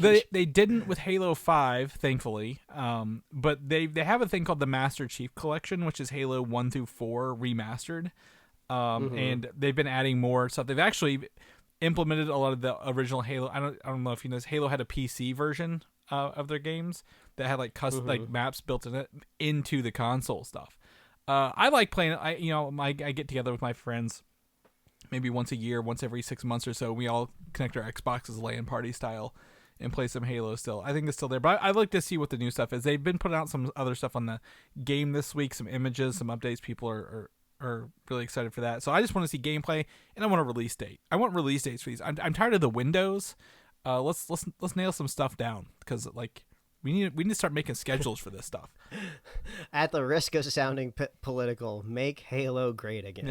Yeah. Let's see if we can make that happen. I think the problem is again knowing that the zeitgeist of what games are right now. Halo's done it because Halo 5 is 4-5 years old maybe. And to stay relevant, like, what is it? Fortnite has 6 weeks or 3-month chapters or 10-week chapters. How often does Call of Duty update itself? Like every is it 10 weeks on it or 8 weeks? Millennia, it feels like. Well, but each season is 8 weeks on it, kind of thing. Yeah, something like that. Yeah. So maybe when they come out, it'll be something more seasonal, where they can constantly add content going forward. Because Halo 5, I don't think they built that with that in mind, because that wasn't the model then. But knock on wood, we get something good out of the show and the game this year. And just to interject this has nothing to do with the Paramount stuff, but District 10, the sequel to District 9, is apparently in the works from Neil Blomkamp. Now you might be like, Chris, why is this here? Neil Blomkamp did some of those Halo 3 short videos that you said you watched. He directed those, or before he did in the middle of doing District 9. For the longest time, he was also attached to the Halo movie that was supposed to be happening, and you can definitely see a lot of the visual inspiration that he could have brought to that film that he brought to Elysium. Yeah, there's Elysium. lots of like machinery and guns and combat that you see in Elysium. Like, oh, this would have looked amazing in a Halo film. Yeah. So. That's a great place to drop Neil Blomkamp right after the Halo. Yeah, so District 10, he's working on it with Charlton Copley and someone else writing the script. So I don't know where they could go with this, but hell, it's been over 10 years. When did District 9 drop, man? I gotta look this up, because it feels like it's been forever. 2009. Well, yeah, we have officially passed, I believe, the time frame at the end of the movie when the alien said he would come back, right? He's like, oh, I gotta leave, I gotta go talk to my buds back at home, but don't worry, I'll come back. And I think he said, like, I'll fix you, I'll make you not a gross bug anymore. I think that was the ending of the movie. It's been a while, but whatever time frame that alien said has passed. So the most logical time for the District 10 to drop has passed, but it's all movie time. You can funge that. You can easily say, like, oh, sorry, I had to like take a detour around a black hole, sorry, it took me a couple more years, type of deal. Yeah, if that's where the next movie goes. Yeah, and it's that movie was crazy because it started as a documentary and turned into an action film by the end of it. Like, the evolution throughout was really cool. I'd love to see where they kind of go with that. So we'll knock on wood when that comes out. The other thing that came out of Paramount Plus is, they are focusing very much on Avatar again. It sounds like they are going to be funding their. This is my segment of the show, Chris. I'm so excited. No, it's fine. So the Avatar: Last Airbender, Legend of Korra, that kind of franchises will be getting some love here, and it sounds like this new studio will be creating new content for these worlds. And it makes me question, is there still a deal with Netflix, or are they taking it back? But also, a Avatar: Last Airbender movie that was pitched at the network, I believe, before the show ended, is now going to be coming to a theatrical release. Yeah, there's a lot to unpack here, just because kind of the last kind of update that we had with Avatar in general was Avatar: The Last Airbender, the live action series over at Netflix. That was announced, I want to say, maybe 2 or 3 years ago, and the original creators of Avatar: The Last Airbender were going to be leads of the show. They were going to be the showrunners, which made all the fans very, very happy, because we all saw what M. Night Shyamalan did to the live action movie. So everyone was like, great. But then this drama unfolded. I want to say it happened at some point in time last year, where there was some sort of creative differences between, I'm guessing, maybe the executive team and the original creators, where there was a splinter, and they said, no, we're not going to show run the live action show for Netflix anymore. Everybody got really, really worried. They tried to placate the fans a little bit, where they said, I think the original creators were going to be still involved in some aspect, but they just weren't going to be show running it. And I believe that's the last we heard. Then all of a sudden we get this news just the other day, where Avatar Studios is being created. The original creators are coming back. They're helming the entire studio, and they're going to be making an animated movie, it sounds like. They didn't really say anything about the live action series, but I assume it's going forward. So all I have to say is I like the idea is that now everything's going to be under the house of Avatar Studios, which I suppose after a pandemic might be actually a physical location, like an office environment you could go to. Everything Avatar is happening there. And then they'll oversee everything, hire people that they trust to run the live action show and whatnot. But you bring up a good point. What's at Paramount Plus and what's at Netflix? And does it matter? Because if Paramount is going with this kind of like hybrid model of still selling content to other streamers to make money, maybe you do put some stuff over on Netflix, and maybe you do put some stuff over on Paramount Plus, because as we saw when Avatar: The Last Airbender moved from streaming on Amazon Prime to streaming on Nickelodeon, it became a huge thing again. Like, Avatar hit the zeitgeist. Everybody was talking about it again. The memes were out there, the fan art, everyone was sharing, everybody was having a great time. And that is proof in the pudding that Netflix is the tastemaker. They bring stuff back into the fold. They make your show trend again. Even a cartoon that's 4:3 aspect ratio that you would think might not excite people like they did back in the day. So you do wonder, can Avatar have this same prolific effect when stuff is dropping on Paramount Plus? I don't know, but I think this is a good strategy, because the lore in Avatar, I think, is so good. The storytelling from its core is just, I don't want to be hyperbolic and say perfect, but like, you have so much to mine there. And it goes to show you how strong it was when you could make a show like Korra that is almost 100% removed from the main character Aang from Avatar: The Last Airbender, because he's dead. He's not in that show at all. So it just really makes me wonder, like, could this be like the next big franchise, right? We saw Star Wars spin off into this whole world where we're making all these splinter shows. I think you could really do that with the Avatar lore in the show. So this is the long-winded way of saying I'm very excited for this news. I really want to see what they do. I like that they have announced animated stuff. They're going to keep with that core of animated, and maybe the success of Star Wars helped Paramount make this decision, right? Like we just talked about, like the Bad Batch, they have successfully made canon animated things and canon live action things work well together. So maybe they'll kind of approach a model like that. But you did bring up a good point to me, Chris, of just like, does anybody care about Avatar anymore? And I would say the goal here is to push this out to an even further broader audience, because I think there is a very strong core fan group of Avatar, but my parents don't know anything about Avatar. They're retirees. Is there ever going to be a franchise from Avatar that maybe they'll go to the theaters to see, right? Well, so we'll see what happens. What I've seen with Avatar is it has life. They've done comic books, right? Telling the stories in between the end of The Last Airbender to The Legend of Korra, because those characters, it didn't just jump from one to the other. There's like 60, 70 years, maybe more in between them. Yeah. Because of again, the avatars, one per generation, and once they die, they have the new ones in it. So that's why. But I mean, I think there's an opportunity here. Again, there, like you said, I'm not absolutely in love with the show like you are. I haven't watched any in probably 6 to 8 months, and I'm only in the middle of the second season. I don't have that draw to continue on. That people have said would be there, but there is a huge backstory of this world, right? Like you could go back into the previous avatars and tell one-off stories. You don't have to make a whole TV show about it, but the lore of like the nations and the map and the geography of this world that is obviously not kind of based on Earth, right? Can go back farther. It could even go forward if they needed to, past Korra, because that I know the ending of that is very different than the other one, The Last Airbender. So I think there's a lot of opportunity to expand and go in different places. Honestly, just give me a whole show about the Cabbage Man, and I'll be okay. So they'll use the Disney Plus model, and they'll do the Cabbage Man shorts. Yeah. Like every couple of months you'll get like a 5-minute short on Cabbage Man. I want one every episode. I want it to be commercials like WandaVision has in between all the other episodes. Yeah. So, Avatar, another big product announcement from Paramount Plus. We'll shift gears into DC land here.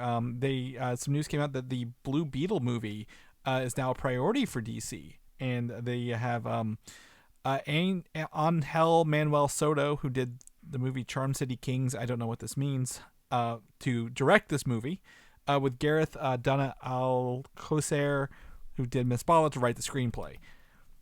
Jamie Reyes will be the main character in the film. We don't know much else about this, Mike.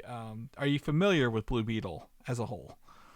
Oh, yeah. I mean, Blue Beetle was a character in Young Justice. I don't know if he was in the first season, but I think he does pop up in later seasons of the show. But he's kind of like he's like the teenage Iron Man, I guess, if you had to kind of boil him down a little bit. But if I remember right, the armor is alien in origin.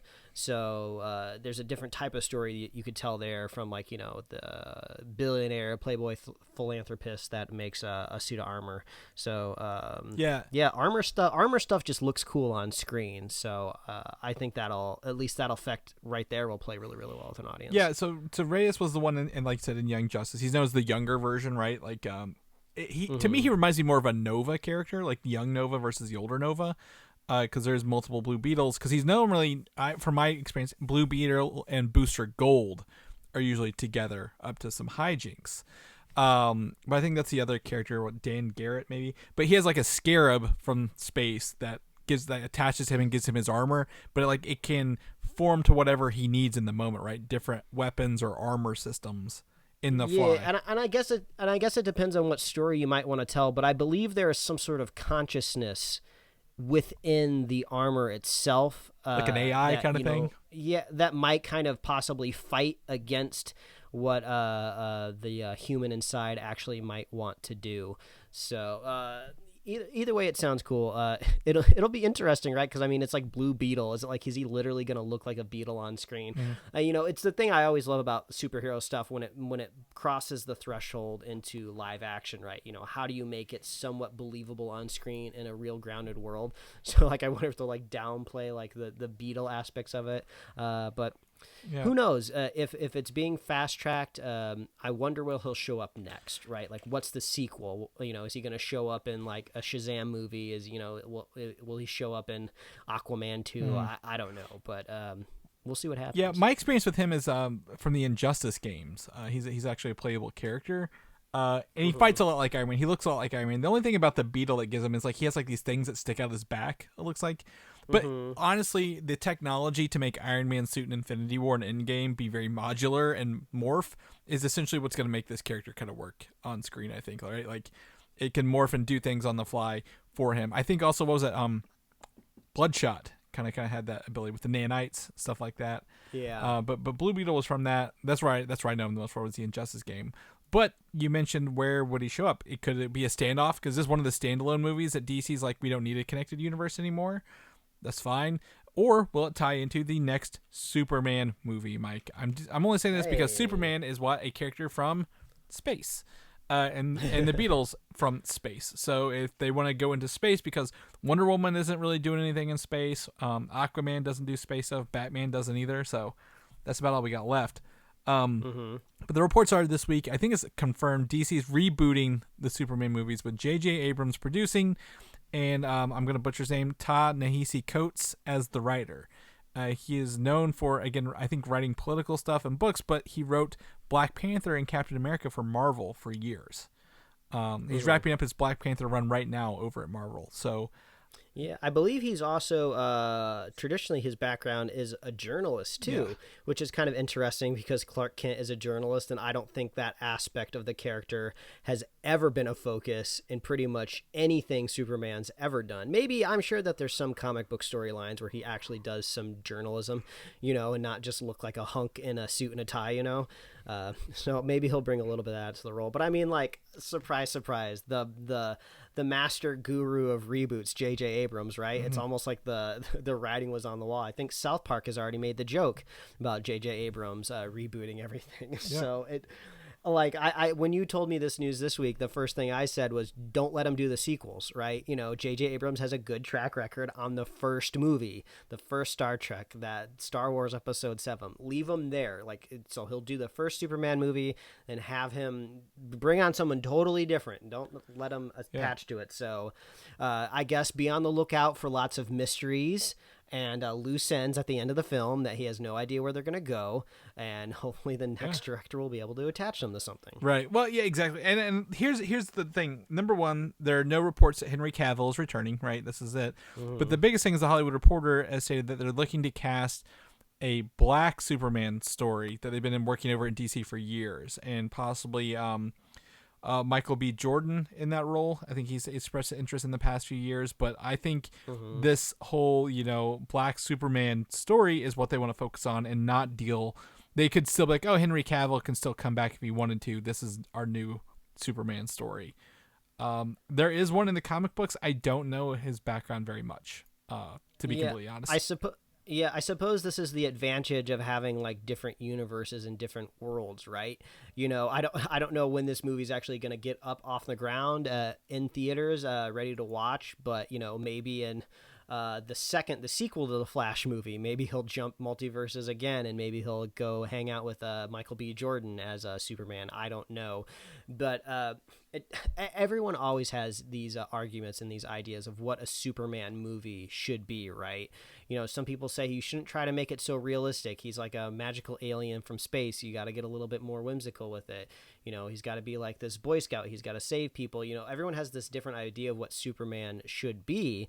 So maybe this is a good opportunity. Is Michael B. Jordan Superman Clark Kent, but just a different actor in the role? Or is he just going to be a totally different person with a different origin? Maybe this is just kind of like almost like an alternate reality. Like, this would be helpful if we actually knew the origin of the Black Superman from comic books. But, off the top of my head, if I had to make something new, like, this happens like all the time, I feel like, in Superman lore. Guess what? Clark wasn't the only Kryptonian sent off the planet. Other people survived, maybe Michael B. Jordan as a child made it off the planet and also wound up on Earth in some ways. So I just did a quick Google, and this is right. So there's a character called Calvin Ellis was the name I was thinking of, who is it was actually a different universe Superman, like you said, and they cross over in the Final Crisis book in the late 2000s. But apparently he was born to Jor-El and Laura on Krypton and sent to Earth to escape it, as all Superman, but ended up by the poor but kind Ellis family, who called him Calvin. So gotcha. So it's like literally the same story, but just the origin is tweaked just a little bit. Just a hair. Not landing on a farm in there, and his the names are a little different spelling, so that ends up why he is essentially looks different as well. Whatever happens, don't have Superman's dad run into a tornado like a freaking idiot. Like, that just drives me crazy every time I watch that movie. Yeah. So this is an opportunity, right, to rewrite some mistakes. And also it leaves the window open if Henry Cavill could possibly come back if this ends up being an alternate universe. Yeah, exactly. Or it could be or it could go like you said. It could be a different one from this universe, but that would mean acknowledging Zack Snyder's movie Man of Steel, and they don't really want to do that, I think. So it's fine. It's a different story to kind of go along that. But also, this is also like the fourth project J.J. Abrams attached to over there. He's attached to Constantine and the Justice League Dark as well. So I would rather them actually start making official announcements and stop like hype, like giving us like little things that we don't know what's going on. I want some semblance. I don't care if it's not connected. Don't connect it. I don't care. But like, tell us what's going on. Like, yeah, we are doing Superman. It's not Henry Cavill. Here's our story, kind of thing. Mm-hmm. On the flip side of that, speaking of Zack Snyder, Justice League, a big Vanity Fair article came out this week. Interviews with Zack Snyder and people, revolving around the Snyder Cut and like you said, a journalistic take on what's been going on, right? Interviewing this, and you sent it to me. I think I saw it come through, and it's a huge article. I'm gonna lie, it took me maybe half hour to read it that evening. And it's interesting because it kind of dives into some of the background, from Zack Snyder's point of view and from some of the other people who no longer work there, producers, higher up, so on and so forth. Some things, to take away is, again, I think we've talked about this before, but Zack Snyder's not getting paid to work on this movie. I think he took everything and is putting it towards, I believe, suicide prevention. Like he had them donate toward that because most of this article focuses on his adopted daughter's suicide, which essentially put his family in turmoil, removed him from the project, and it was already in turmoil beforehand because of the critical reaction to Batman v Superman, and kind of escalated everything into the studio getting Joss Whedon on board and trying to make that movie for what it was. Another thing is he actually when he left the movie, he took the version he had on a laptop and left, and that's what his like keepsake was of the movie. Was the Snyder Cut was on a laptop he had, and then as HBO Max came out, the people from HBO Max came to him and said, "Hey, the fans know they want to do this movie. Can we release the one on your laptop?" And he said no. They wanted to release this unfinished version of the Snyder Cut, and I think he mentions that that would give the studio an opportunity to say, look, it's not that good because it's not finished. It wasn't going to be that good anyways, right? Kind of thing. Yeah, because it's basically like an assembly cut, right? Unfinished VFX, temp music, all of that stuff. Yeah, so like literally, so he kind of held those guns as like, I'll only do it if I can do it the way I want to do it. But also Zack Snyder has not seen Joss Whedon's cut. I think his wife saw it, and maybe even I believe who's the Batman Begins director, Christopher Nolan, told him, do not watch it. Like it will like ruin you to see this, because I think they say Whedon shot three quarters of the movie. So yeah, it's interesting to read this whole article and kind of read it. I'm not saying Zack Snyder's right. I'm not saying it's going to be a great movie, but it's interesting to hear him like in interviews kind of talk about, there's a lot about the personal life and what was kind of going on, difficulty in his life to get to that point, not necessarily the making of the movie. Yeah, it's basically like it's two different stories, right? It's the tragedy of behind the scenes and then the actual film itself. And I think like we both just go back to, well, we saw the last two things Zack Snyder did in this universe, Man of Steel and Batman vs. Superman. Things only got worse along those way. So I think it's just safe to assume in our minds that Justice League probably would have been at best the same, as the previous movies that he made. So I guess this is more of a condemnation to go against Joss Whedon again, of just like, you did a bad job. You did such a bad job. We thought Zack Snyder made this movie. So yeah, I mean, that's not a good compliment on either of them.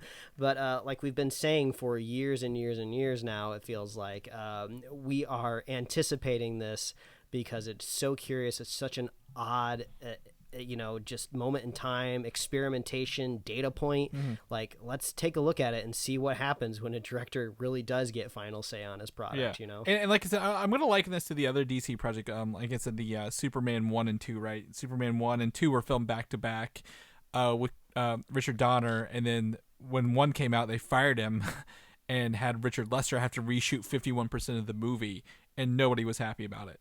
And then in the mid-2000s, we got the full Richard Donner cut kind of restored a little bit to kind of see what this looks like. Some other interesting facts is he is releasing this movie. He shot it on like a 4:3 ratio, like all the trailers we saw, like almost square, boxy, right? But it's not IMAX because IMAX cameras don't film sound, which I did not know that personally.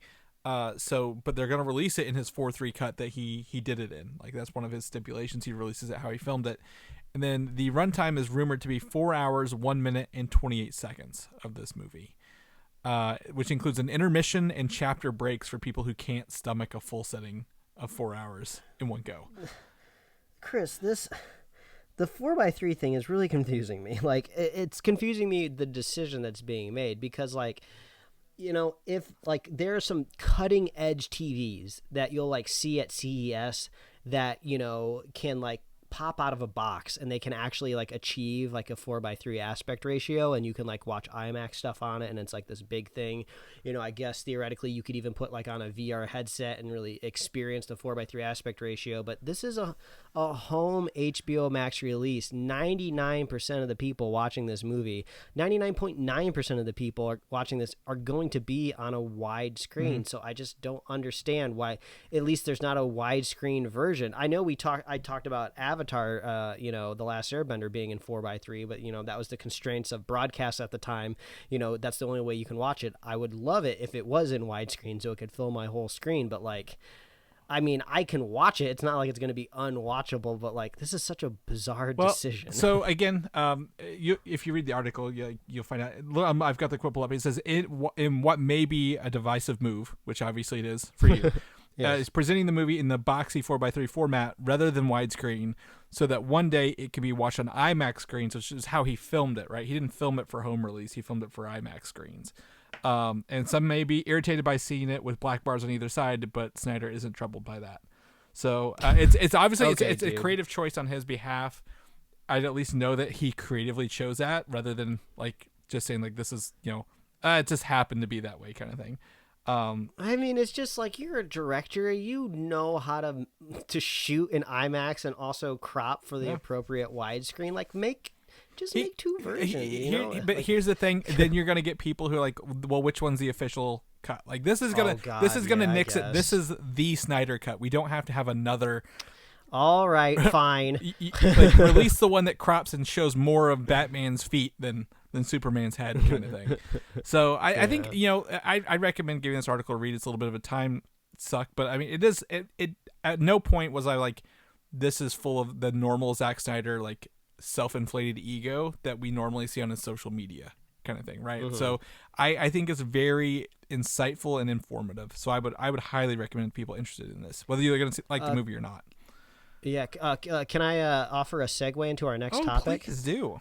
Let's talk about a Zack Snyder movie that is going to be in 16:9 aspect ratio, and we will be able to take advantage of our entire screen. Is this the re-release of what's that one movie where he had the zombies or the people fighting in the dream states? What was that movie called?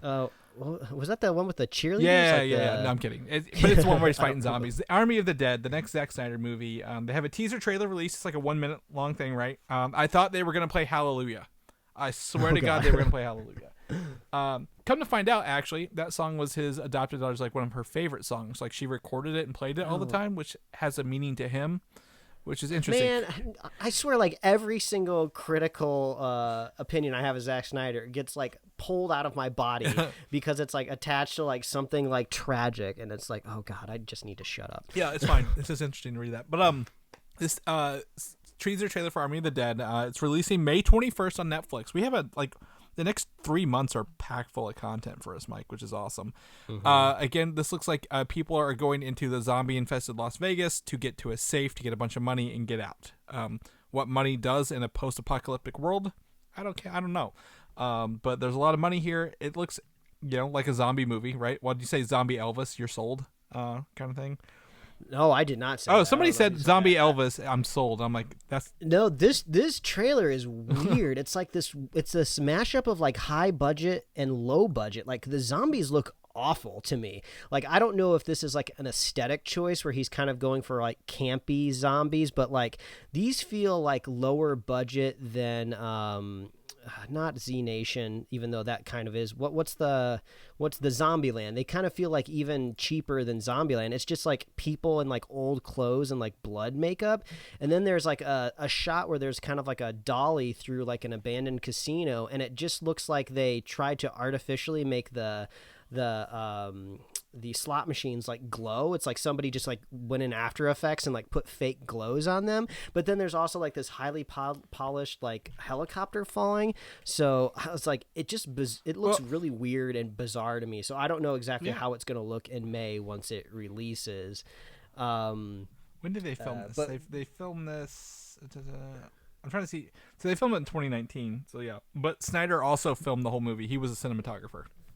Yeah, but when I remember, I think the first time we heard about this film, just the synopsis of it, I believe the reason why the money is still valuable is I think the zombie apocalypse is isolated to just this specific city. Like I think Las Vegas or something has been like walled off, or it's like this zone. It sounds like this gang of just like, oh, you want to know where an easy place is to get a bunch of money in that zombie zone? Let's just break in and steal it. So I like the concept of it, but this trailer, nothing really visually looked appealing except Dave Bautista being a badass, but that's about it. Yeah, I think it's gonna be actually, like I said, he did we talked about last week, was it Dawn of the Dead with James Gunn wrote the script, the redo back in 2005. I want to see kind of what he does with this, because that one is a good movie. And then also the only reason I'm interested is, again, Tig Notaro replaced was it Chris D'Elia in like late 2020, so like through CGI and acting, like new scenes, like they're gonna put her into these movies. So I'm interested to see how they do that.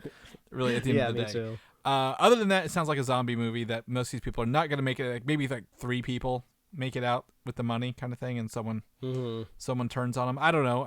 It's fine. It looks interesting enough for me to give it a go, and not really worry about it. Funny thing is, the budget for this whole movie is about $70 million. Was how much it took them to fix the Snyder Cut. So that's interesting that you can make a whole movie out of it, or fix another one with the same budget. That's it for the news, Mike. Now's our favorite part of the show, where we get to talk WandaVision. If you've not seen the latest episode of WandaVision, episode 8, the next to last episode, don't listen to this. Go watch it. Get on your Disney Plus account, watch it right now, come back, we'll talk about it, because this episode is dense, Mike. This is a dense one. Not quite an hour-long episode, but the first thing I checked out was the runtime. I think we were about like 45, 46 minutes, somewhere in that zone. So we're starting to get hour-long cable time, right? If you threw commercials in there, you would be up to an hour. So the episodes are getting longer. Yeah, so exactly. So we are getting that content. And it's very, this episode, it picks up kind of right where the last one left off, right? Like it doesn't really linger too long into this. I think the intro is a little different. It gives us that Agatha Harkness is a witch, a witch coven, and she's practicing dark magic. And then there's a coven of what maybe good witches that are like, no, you can't do that. And how does that go for them? Not very well. She seems to be in possessive of some purple magic, and I want to talk about the colors of magic in this episode, Mike, because I think they're relevant all around, or will be later. Because the blue magic is the witches trying to kill Agatha during the Salem witch trials, but her purple magic reminds me of Dormammu stuff, where she's like absorbing their magic and like absorbing their life from them, which is interesting, which makes me think she ties into that damn shark commercial from a couple weeks ago. Oh yeah, maybe. I mean, there's a lot to talk about in this episode, but if we have to talk about the cold open, if you will. I had weird feelings with this cold open. I knew the episode would end up writing itself, and I would end up having a good time, but for me personally, I have this weird connection with kind of the mythology of like the Salem witch trials and like early America, right? Because kind of the one thing about America on its own, or I guess the United States, or however you want to say it, it's not very old in the history of humanity, right? Our country is still relatively like new compared to other Western cultures. So when they go back to like, the quote unquote ancient times of magic in America, it's just like, oh, it's the East Coast. Like I could travel there and I could find like a house that's still built, still alive and well, that people are living in, that was in like the same like field that like the Salem witch trials happened in, right? So I don't feel so far away removed from it in a timeline. So it just kind of seems kind of cheesy to me when I watched the opening. I was like, oh, this is kind of hard for me to believe. Like this seems like this is like a weird moment. So I just kind of let everything play out, and I just kind of more took it as like an origin for Agatha. Like, oh, why is she bad? She just wanted a bunch of power, and she wanted it so bad she killed her own mother. Well, I think that's one way to put it, but I think it also is setting seeds like, magic and evilness, again, have been rooted longer than we think they have been. right? Like, you know. Well, yeah, because when you look at like the Sorcerer Supreme Right. over in, what is it, Tibet, right? Yeah. You know, like to me, with my Western sensibilities, you know, this is just me showing my Americanness. Like that seems so ancient to me, right? Oh, these villages in the mountains, they've been there for like, you know, thousands of years, you know, all of these ancient cultures, these ancient practices and stuff wrapped in all of this mythos of me, this this dumb American who doesn't know any of this stuff. So I look at that and I'm just like, oh wow, yeah, it's totally believable to me that, you know, magic could have came from over there. And then I just look at like these like Salem witches and I'm just like, what is this? Is this like the CW? What's going on here? So I guess that's just the baggage I bring into the show, because right? you gotta, if you watch Doctor Strange, when what's his name, Agamotto created the mystical things to protect Earth, right? There were 3 created at the time: the one in Tibet, the one in Hong Kong, right, and then the one in America or New York or whatever, the Sanctums. So my guess is there is a sanctum in America that's been there for years or decades, you know, centuries, if not beforehand. It may not tie into this later, but I think it is setting the pace. Like, you know, there are other magic users that have been around a long time. That, you know, we're not just talking, you know, Eastern magic. We also have Western magic users who may be, you know, tied into covens and stuff like that along the way. It's an interesting cold open, but it makes me wonder, how has Agatha lived so long? Right, that's my question that we're either going to get an answer to or we're not going to get an answer to. Well, I mean, it's like what the classic witch stories, right? I feel like they're always eating children or something, right? That's always like they're sucking magic from somebody. They're doing to stay something, alive. and I think that's going to tie into why she has Wanda. She wants her magic, right? Like, I mean, maybe she wants to absorb her magic. Maybe she's been absorbing magic from other magic users along the way. Mm-hmm. But this goes into and takes again Wanda on a journey through her history to find out that she has always latently had abilities. Yeah, that was a big reveal, and also that the episode was aptly titled previously on, really leaning into that trope. Yeah, like this is a flashback episode, right, of Wanda's life. Of all these stories we've heard every one of these stories in her life through the other movies. Again, watching Age of Ultron recently really put me in the mindset, luckily, of like she's telling the story of the bomb, her and her brother telling the story of the bomb taking out the family. Yeah, and that's what's so cool about these Disney Plus series. This is the thing that the Netflix Marvel shows could never do: intercut footage from these movies, right? Like they're doing like flashbacks to like Infinity War, where like Vision dies, and we're cutting to, you know, stuff that happened in Age of Ultron and stuff, and it's all so seamless. You know, you don't see the line anywhere, right? You don't see really the visual effects or the camera, you know, just the cinematography. It's not like this jarring change to see like this cut. So it's just like you really see them taking advantage of the whole universe that they've laid out there with all these movies, just in these like little flashbacks. And while this resets Wanda's origin a little bit, this is what we would call a retcon in comic books. It doesn't feel out of place, like you mentioned, right? Like oh, we just never knew her history. She just, you know, why did the stone give her powers? Well, it woke up something latent in her. And it was fun to see that. They also noticed, I don't know if you noticed, the little kids, Wanda and Pietro, were recast from the Halloween episode, I believe, because those were told from Pietro's perspective and not Wanda's vision. Oh, okay. So this is a little fun fact. And then, like you said, this is where we get to see, why is this all in comedy sitcom TV shows? Well, Wanda grew up watching these with her family, and, you know, that's her love for them is drawn from this, you know, briefcase of essentially, you know, I guess snuck in movies from Sokovia. Yeah, it sounds like that they were going to flip it on the streets of Sokovia. Yeah. So they were going to, I guess, keep some of them, watch some of them. I don't know, maybe pirate copy some of them. But we do know kind of Sokovia from the world is, you know, I guess like second world. I don't know if it was quite third world, but, you know, it was struggling a little bit. So I could totally see like bootleg American stuff being sold over there. It's so weird to see a crate open up and you see like I Love Lucy and then Malcolm in the middle, like Frankie Muniz's face like right next to it. It's like, wow, look at all this TV. So quite an eclectic mix that Wanda grew up with for sure.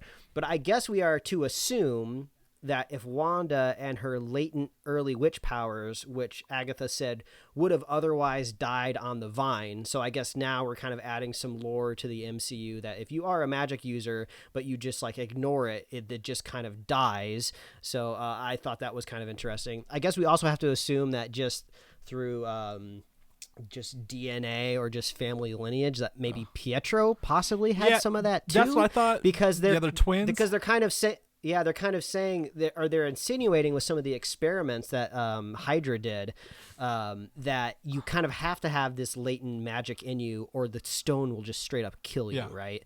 Yeah, exactly. And I don't think we're gonna get those answers for him, but it would be interesting, to if they were to bring him back or whatever, they could, what magic did he have, and what woke up in him that made him fast? What kind of magic is that? It's an interesting choice, because I'm curious why they even needed to do it. Because at least from my point of view, they could have just said the stone gave her the magic and just move forward. I didn't necessarily need the origin of her being like a latent witch. I guess in the lore, these Sokovian fortune tellers also could have been witches, and then that's kind of where some of the headpiece design comes from. I guess just in the witch community across the world, there's kind of these headpieces that you put on your costume, either with energy or maybe possibly fabric. But I almost could have seen a storyline where Agatha was just like, oh, that's why you're so powerful and you can do all of this stuff. You weren't like born with like terrestrial magic like we all are. You were given your magic, and that also explains why you don't really know how to use it and stuff like that. So that's kind of the story that they went with, but they just also added she kind of has like this witch past. The fun thing is like, oh, that's a probability hex. When when Wanda was interested in the comic books, all she could do was probability magic. She wasn't the super powerful magician that we know and love. So I thought that was like a fun throwback nod to her comic book origin, that she was doing a probability. And also, the blinking Stark missile is the blinking Stark toaster from the first commercial. That's the same red light blinking. Oh, yeah, the blink. Oh, they did tie that in. So they're trying to see this. And then the next one is her thing at Hydra, where she goes to the stone, and it looks like everything just happens instantly. Like the footage is wiped again, like everything else she does, and she kind of sees like it looks to be like a visage of herself possibly in the future, whatever the Mind Stone's showing her of what she could become. And then I believe the next one after that, what was the third one?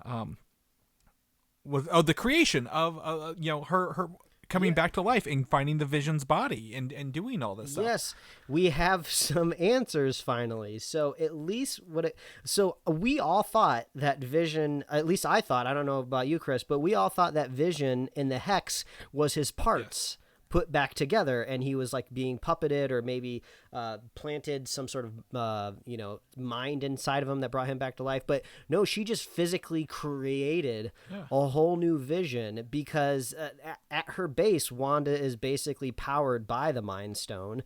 Vision was birthed from the Mind Stone. I guess he had always the Mind Stone on him, so I guess it kind of makes sense, right? No, Soul Stone. No, right? Neither. She's not powered by the stone. I don't think that at all. I think she's powered by this chaos magic to create things.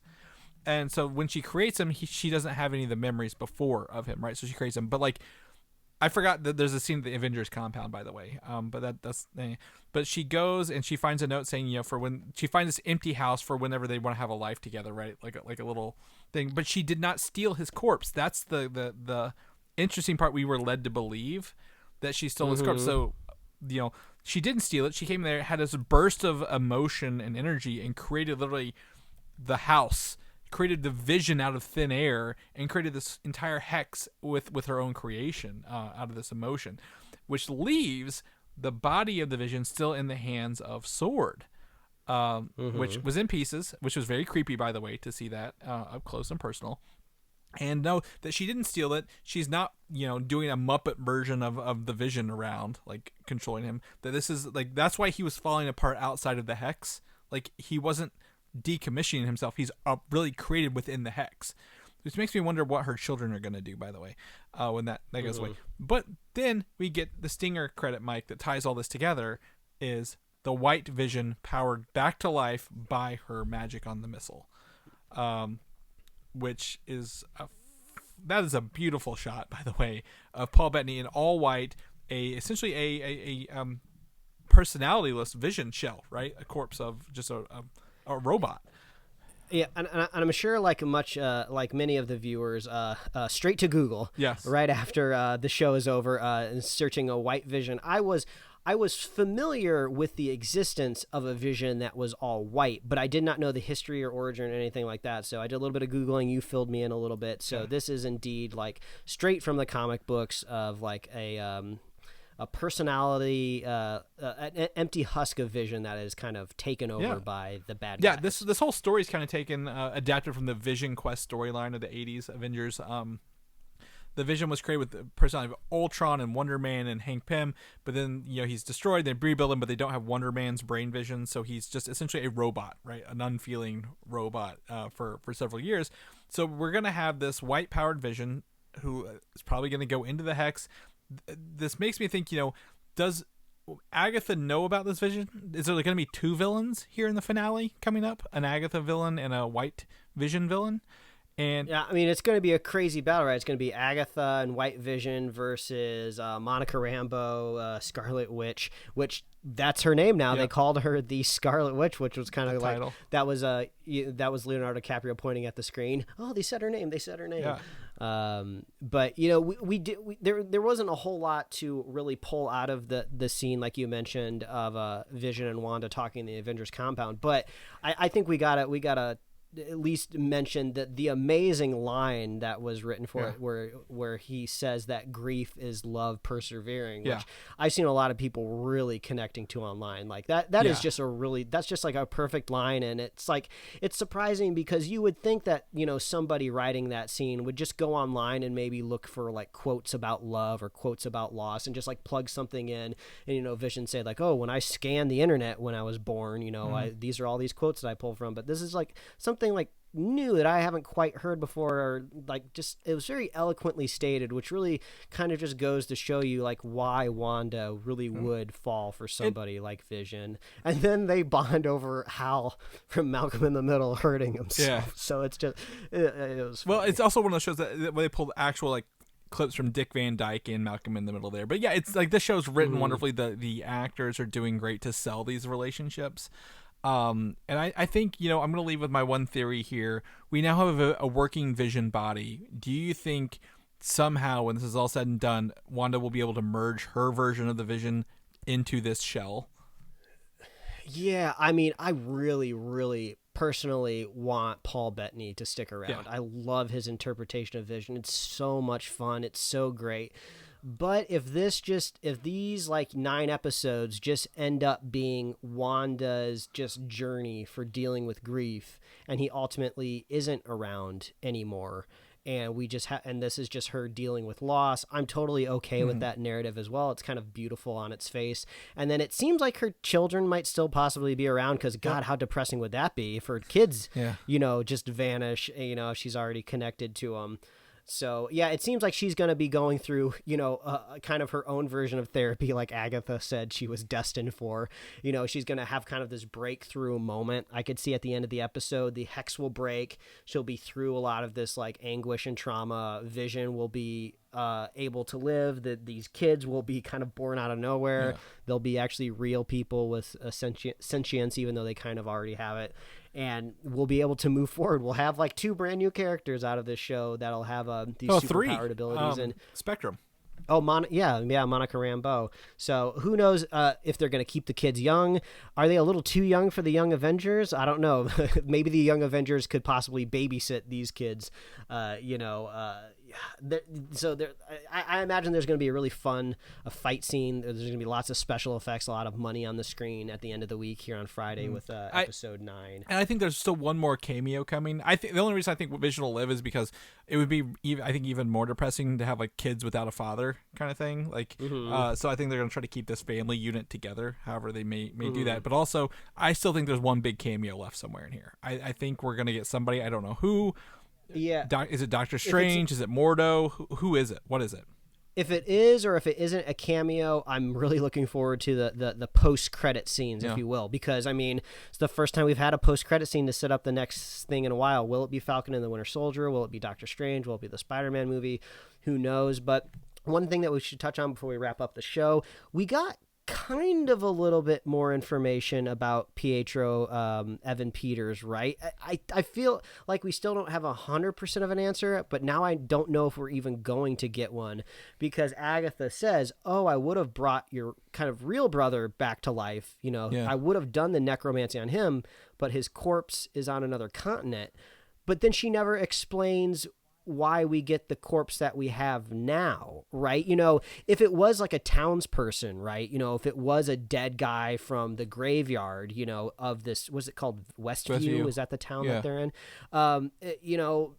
Maybe we could have seen his gravestone or something. I don't know. There hasn't really been an explanation for why did it have to be Evan Peters, right? It could have been any actor. It could have been literally anybody. Why do you pick the only other actor who's also played Quicksilver? Because this show is so goddamn meta, it can do that and mess with everyone who thinks it's X-Men related.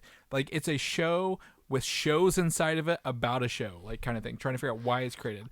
I don't think it's a corpse, by the way. I think it's actually a person, because the last time we saw him, Snooper is going to snoop, right? He's going to have Monica. Is he a bad guy or is he a good guy? That's the question, because... Well, I think he might be a corpse, though, because there is that moment where they're at the Halloween festival and we briefly do get to see his body underneath. Now, in that moment, when you're watching the episode, you think she's seeing her dead brother, from Sokovia. Oh, that's why he looks like a corpse. But he might actually look like a corpse because he is a corpse, possibly. Well, he's wearing the Quicksilver outfit with the same bullet holes. They all lined up.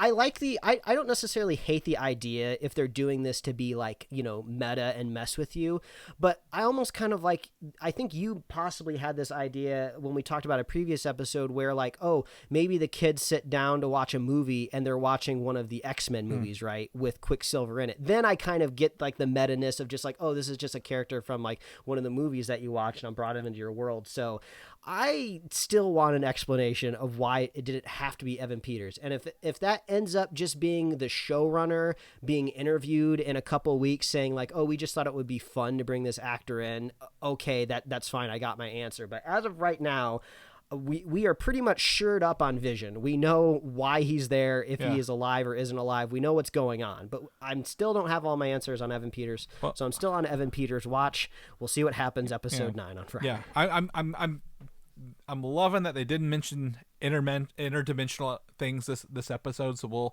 knock on wood. Now, I think I got, there's a lot of characters in this, right? We have Darcy, we have Randall Park's character, we have Monica Rambeau, we have this Pietro and the kids and Vision and Double Vision. That's a great song. Double Vision. Right. And then the Hayward guy. I mean, there's a lot to wrap up here. Hopefully it doesn't end in oh, everything's happy and a nice bows on it. That maybe some of this sets up for future MCU stuff. So, is Agatha going to get defeated? Is she going to run off and find Mordo and they'll team up? I hope they don't. Is she going to be defeated? Is she going to be in a magical jail cell and Mordo comes to break her out? I don't know, but there'll be something. Yeah, there's got to be something. No confirmation or even mentioning of Mephisto either, which is interesting. So yeah. Also, I don't think it was ever necessarily promised, but there's never been a wisp of a season 2, right? They said there's no season 2. Yeah, this is our one-off. Yeah. This is WandaVision. And I think we've talked about it before. You can't redo this premise again. Of her making TV shows and figuring out why they're TV shows. There's no season. Yeah, there's no season 2 where all of a sudden we're not in TV land, we're in movie land. Yeah, and, it could be we're doing a romantic. The next one could be the Visions and deal with the whole family dynamic of being together. So, but that's fun. That's cool with me. All right, well that's our show for the week, Mike. Let's wrap it up and get on out of here. So people want to know what you're up to. Where can they find you at? Well, they can find me at Mike Royer Design on Instagram, Twitter, and TikTok, and you can read my webcomics at pickledcomics.com. I put out a new comic this week. You can find it over there and also on my social media as well, so you can go check that out. It's about vampires. I think it's funny. That's the whole reason I make it, because I thought it was funny. So if you go if you like it, give it a retweet, give it a like, do whatever you got to do. You can find that at pickledcomics.com. Chris, if people want to catch up with you, see all the cool arcade cabinet stuff you're doing. Oh, yeah. You can find me on Twitter, Valdan, Valdan, or more visual on Instagram, Valdan87 over there. Yes, I'm working I'm doing woodworking right now, Mike. One of the hardest things I've ever had to do because I'm more about programming and making things work on a computer, so I'm learning as I go. People know more about the show, our review episodes we do. Where can they find all that stuff at? Oh, all you got to do is visit superheroslate.com. That's the best place to find all the avenues we host our show. Get our awesome show notes. Check out the show notes this week because you can get a link to BougieQ's Twitch channel. You can watch them stream Apex. That's his little birthday present here. And you can also get our upcoming releases calendar. We talked about like a million things this episode. When are they coming out? Check out our upcoming releases calendar. You'll see all of the release dates for all of the stuff over there. You can find us on Apple Podcasts, YouTube, Spotify, wherever else you love to listen to find podcasts. And you can like us on Facebook, follow us on Twitter and Instagram. And you can get merch at superheroslate.com/store. We love it when people reach out and when they review the show. We love kind words and just it keeps us going. We love making the show and we love that people like it. So if you're liking what you're hearing, drop us a review on whatever possible podcast app you're doing. I don't even know if you can review a show on Spotify. I don't know if they have that functionality. So I'm sure a Spotify algorithm would love you sharing the Spotify link, possibly. I don't know. But do whatever you got to do if you love us, because we love you and we love our super fans. So if you want to be a super fan of this show, all you got to do is share the show with a buddy, share the show with a friend, social distance, wear your mask, get your vaccine, and get your second one on time. And hopefully things will be back to normal so we can go to the theaters on Christmas and watch Spider-Man No Way Home. There you go. Instead of brought it all the way back to the beginning. Exactly. We want Spider-Man No Way Home instead of Spider-Man Stay at Home. Okay, that's what we're shooting exactly. for. So we'll see you guys next week. All right, bye everybody. Thanks for listening, and don't forget to subscribe. Did you try that tangerine smart water from Coca-Cola? Oh yeah, I drank it all that first day. It sucked. Yeah, it's just like it's weird. Like I was like, I want this carbonated. Like, why is it? It's like flat LaCroix.